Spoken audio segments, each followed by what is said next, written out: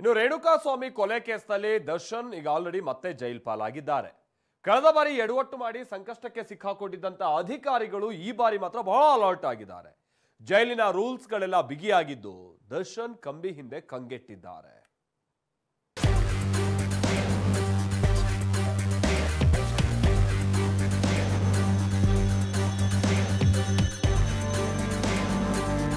ಮುಖದಲ್ಲಿ ಕಾಂತಿ ಇಲ್ಲ, ತಲೆಯಲ್ಲಿ ಕೇಶವಿಲ್ಲ, ಸಪ್ಪೆ ಮೊರೆ ಹಾಕೊಂಡು ಜೈಲಿಗೆ ಎಂಟ್ರಿ ಕೊಟ್ಟ ದಾಸನ ಫೋಟೋ ರಿವೀಲ್ ಆಗಿದೆ. ಇದರ ಜೊತೆಗೆ ನೋವಿದ್ದರೂ ನಗೆ ಬೀರಿರೋ ಪವಿತ್ರಾಳ ಫೋಟೋ ಕೂಡ ಬಹಿರಂಗ ಆಗಿದೆ. ಜೈಲಿಗೆ ಹೋಗೋದು ಗೊತ್ತಿದ್ರು ಪವಿತ್ರಾಗೆ ಪಶ್ಚಾತ್ತಾಪ ಇಲ್ಲದಂತೆ ಕಾಣ್ತಾ ಇದೆ.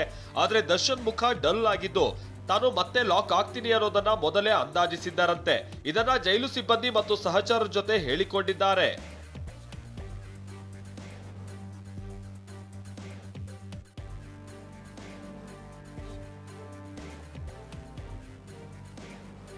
ಒಪ್ಪಿಟ್ಟು ವಾಂಗಿಬಾತು, ಜೈಲಲ್ಲಿ ದಾಸ ಫುಲ್ ಮಾತು. ಸಮಸ್ಯೆ ತಿಳಿದಿದ್ದೆ, ಮಾನಸಿಕವಾಗಿ ಧೈರ್ಯವಾಗಿದ್ದೆ ಅಂದ್ರಂತೆ ದರ್ಶನ್.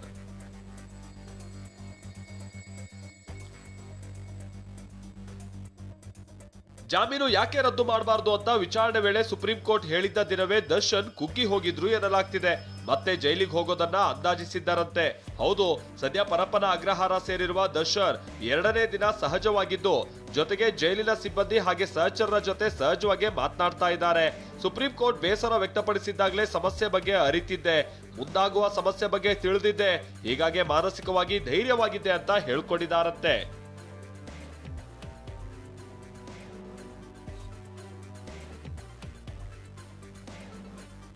ಮುಡಿ ಕೊಟ್ಟು ಜೈಲಿಗೆ ಎಂಟ್ರಿ ಕೊಟ್ಟಿರೋ ದರ್ಶನ್ ನಿನ್ನೆ ರಾತ್ರಿ ಸ್ವಲ್ಪ ಅನ್ನ ಸಾಂಬಾರ್ ತಿಂದು ಮಲಗಿದ್ದಾರೆ. ಆದ್ರೆ 2 ಬೆಡ್ಶೀಟ್ ನೀಡುವಂತೆ ದಾಸ ಕೇಳಿದ್ದು, ನಿಯಮದಂತೆ ಒಂದೇ ಬೆಡ್ಶೀಟ್ ಕೊಡೋದಾಗಿ ಸಿಬ್ಬಂದಿ ಹೇಳಿದಾಗ ಸುಮ್ಮನಾಗಿದ್ದಾರೆ. ಬೆಳಗ್ಗೆ ಎದ್ದ ದರ್ಶನ್ಗೆ ಜೈಲು ಮೆನುವಿನಂತೆ ವಾಂಗಿಬಾತ್ ನೀಡಲಾಗಿದೆ.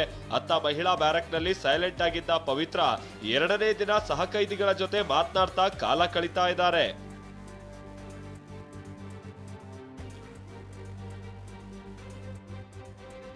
ಈ ಹಿಂದೆ ರಾಜಾತಿಥ್ಯ ನೀಡಿದ್ದರಿಂದಲೇ ಸುಪ್ರೀಂ ಕೋರ್ಟ್ ಚಾಟಿ ಬೀಸಿತ್ತು.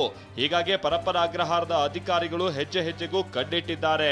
ಯಾವುದೇ ನಿಯಮ ಉಲ್ಲಂಘನೆ ಆಗಬಾರದು ಅಂತ ಕಾರಾಗೃಹದ ಡಿಐಜಿ ದಯಾನಂದ್ ಸೂಚನೆ ನೀಡಿದ್ದಾರೆ. ರೇಣುಕಾಸ್ವಾಮಿ ಕುಟುಂಬಕ್ಕೆ ನ್ಯಾಯ ಸಿಕ್ಕಿದೆ ಅನ್ಸುತ್ತೆ ಎಂದ ರಮ್ಯಾ. ಜಾಮೀನು ರದ್ದಾಗಿ ದರ್ಶನ್ ಜೈಲು ಪಾಲಾದ ಬಳಿಕ ಮಾತನಾಡಿರುವ ರಮ್ಯಾ, ರೇಣುಕಾಸ್ವಾಮಿ ಕುಟುಂಬಕ್ಕೆ ನ್ಯಾಯ ಸಿಕ್ಕಿದೆ ಅಂತ ಅನ್ಸುತ್ತೆ ಅಂತ ಹೇಳಿದ್ದಾರೆ. ದರ್ಶನ್ ಮತ್ತು ಪವಿತ್ರ ಗೌಡ ಬಗ್ಗೆಯೂ ಮಾತನಾಡಿದ್ದಾರೆ. ಏನಂದ್ರೆ ಈ ರೇಣುಕಾಸ್ವಾಮಿ ಅವ್ರ ಫ್ಯಾಮಿಲಿ, ಯಾಕಂದ್ರೆ ಅವರು ಬಡವರು, ಈಗ ಅವರ ವೈಫ್ ಕೂಡ she's just had a baby. So ಅವ್ರಿಗೆಲ್ಲೋ ಒಂದು ಕಡೆ ಜಸ್ಟಿಸ್ ಸಿಕ್ಕಿದೆ ಅಂತ ನಾನು ಅನ್ಕೋತೀನಿ. ನನಗೆ ಸ್ವಲ್ಪ ಬೇಜಾರು ಆಯಿತು, ಯಾಕಂದರೆ ದರ್ಶನ್ ಅವ್ರ ಜೊತೆ ನಾನು ಕೆಲಸ ಮಾಡಿದ್ದೀನಿ, ಅವ್ರು ಗೊತ್ತಿರೋರು. ಸೊ ಎಲ್ಲೋ ಒಂದು ಕಡೆ ನಂಗೆ ಬೇಜಾರು ಏನಂದರೆ ಅವ್ರ ಜೀವನ ಅವ್ರು ಹಾಳು ಮಾಡಿಕೊಂಡ್ರು ಅಂತ. ದರ್ಶನ್ ಅರೆಸ್ಟ್ ಬಳಿಕ ಮೌನ ಮುರಿದ ವಿಜಯಲಕ್ಷ್ಮಿ. ದರ್ಶನ್ ಅರೆಸ್ಟ್ ಆದ 2 ದಿನದ ಬಳಿಕ ವಿಜಯಲಕ್ಷ್ಮಿ ಪೋಸ್ಟ್ ಮಾಡಿದ್ದಾರೆ. ದರ್ಶನ್ ಫೋಟೋ ಮತ್ತು ಒಡೆದ ಹೃದಯದ ಸಿಂಬಲ್ ಅನ್ನ ಪೋಸ್ಟ್ ಮಾಡಿ ಹೃದಯ ಒಡೆದು ಚೂರಾಗಿದೆ ಅಂತ ನೋವು ತೋಡ್ಕೊಂಡಿದ್ದಾರೆ.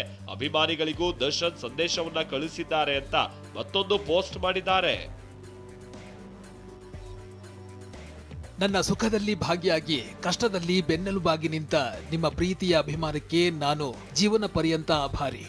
ಪ್ರಸಕ್ತ ವಿದ್ಯಮಾನ ಏನೇ ಇದ್ರೂ ನನ್ನ ನಂಬಿ ಕನಸು ಕಂಡಿರುವ ನಿರ್ದೇಶಕರ ಹಾಗೂ ನನ್ನ ಮೇಲೆ ಕೋಟ್ಯಂತರ ಹಣ ಹೂಡಿರುವ ನಿರ್ಮಾಪಕರ ಬೆಂಬಲವಾಗಿ ನಿಲ್ಬೇಕಾದ್ದು ನನ್ನ ಕರ್ತವ್ಯ. ಹಾಗಾಗಿ ನನ್ನ ದಿ ಡೆವಿಲ್ ಚಿತ್ರದ ಎಲ್ಲಾ ಕೆಲಸ ಕಾರ್ಯಗಳು ಯಾವುದೇ ಅಡೆತಡೆ ಇಲ್ಲದೆ ಸಾಗಲಿ. ಇದಕ್ಕೆ ನನ್ನ ಸಂಪೂರ್ಣ ಸಹಕಾರವಿದೆ. ನನ್ನ ಸೆಲೆಬ್ರಿಟಿಗಳ ಸಹಮತವಿದೆ ಎಂದು ನಂಬಿದ್ದೇನೆ. ಸಿನಿಮಾ ಒಂದು ಮನರಂಜನೆಯ ಮಾಧ್ಯಮ, ಅದನ್ನ ಕೇವಲ ಮನರಂಜನೆಯ ದೃಷ್ಟಿಯಿಂದ ಮಾತ್ರ ನೋಡಬೇಕು. ನಿಮ್ಮ ಪ್ರೀತಿಯ ದಾಸ. ಹೀಗಂತ ದರ್ಶನ್ ತಮ್ಮ ಅಭಿಮಾನಿಗಳಿಗೆ ಪತ್ರ ಬರೆದಿರೋದಾಗಿ ವಿಜಯಲಕ್ಷ್ಮಿ ಹೇಳಿದ್ದಾರೆ. ಇನ್ಸ್ಟಾಗ್ರಾಂನಲ್ಲಿ ಪೋಸ್ಟ್ ಮಾಡಿದ್ದಾರೆ. ಆನೇಕಲ್ನಿಂದ ರಾಮು ಜೊತೆ ಪ್ರಜ್ವಲ್, TV9 ಬೆಂಗಳೂರು.